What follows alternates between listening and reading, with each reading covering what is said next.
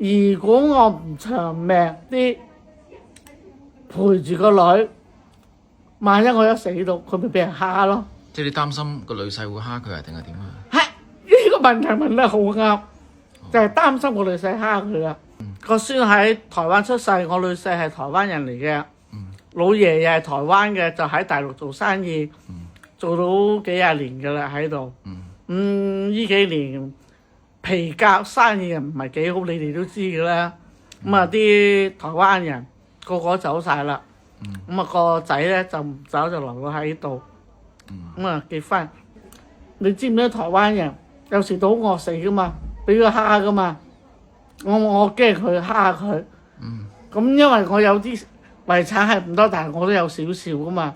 我唔想亂咁過俾人嚟噶嘛，想留翻俾個女噶嘛。如果我活得多啲，佢就唔敢蝦佢乜滯啊嘛。為到我可以講真心話，我賣到一套屋嘅已經。好彩啱啱我賣嘅時候係好高嘅時候賣，如果而家賣就冇咁值錢噶啦。我咧就唔俾個女用嗰嚿錢嘅，因為我女婿咧就問過我問我女攞個錢，我話一分錢都唔准喐。我話我唔知道我日後係點樣樣。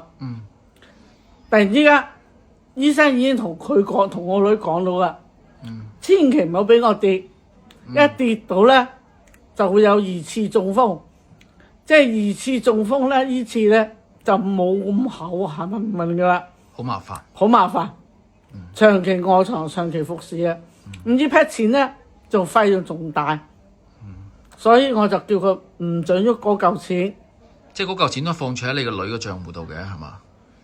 定係放喺你自己賬戶啊？我個賬戶我一分錢都唔冇噶啦，全部放晒落我女度嘅，我咩都放晒我女度，因為我當時老實講，我瞓到喺張床度，我唔知我邊分鐘去唱歌嘅喎，一去唱歌嗰陣時乜都唔知嘅喎，連呢啲衫都着唔到噶嘛，係嘛？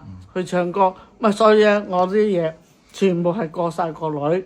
即係你嘅意思話，你個女婿係知道你有筆錢去咗你個女度，所以佢問你個女咧，當時係攞啲錢，咁啊攞去做咩啊？佢想去攞去做生意啦。我唔俾啊，咁風險嘅嘢。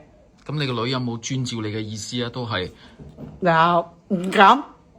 當時就心喐喐嘅佢。因為個老公問吓。但係都係為咗呢件事都嗌咗幾場架。我講真心話。同佢老公。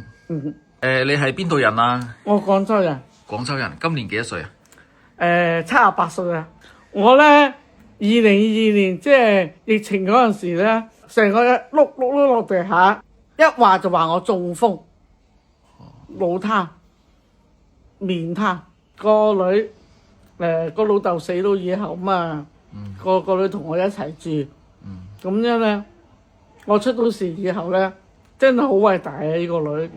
冇做1年嘢啊，服侍我，交2000蚊義工嗰度啊，學嗰啲護理啊，即係送我翻屋企，佢服侍我噶。